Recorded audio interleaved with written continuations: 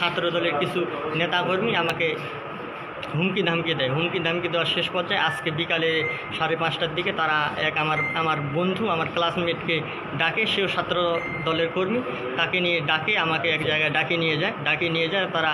ওইখান থেকে আমাকে একটা নির্জন জায়গায় একটা রুমে বন্দি করে নির্মমভাবে 1 ঘন্টা টর্চার করে। সেই টর্চারে তারা লাঠি, থাপ্পড়, ঘুষি এবং বাঁশ দিয়ে পেটায়।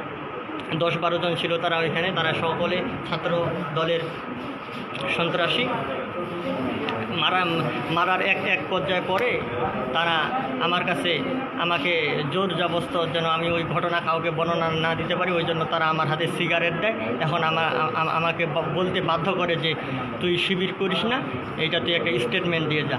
তারা আমাকে আমি স্টেটমেন্ট দিতে অস্বীকার করলে তারা আমার গলায় ছুরি লাগায়, বলে যে এই যে তোরে মেরে ফেলবো তুই যে স্টেটমেন্ট না দাস। তাই এক পর্যায়ে আমাকে বাধ্য করে তারা আমার স্টেটমেন্টের শেষ পর্যায়ে যখন তারা আমাকে শিবির বলে বেধরক আবার 1 ঘন্টা পিটায়।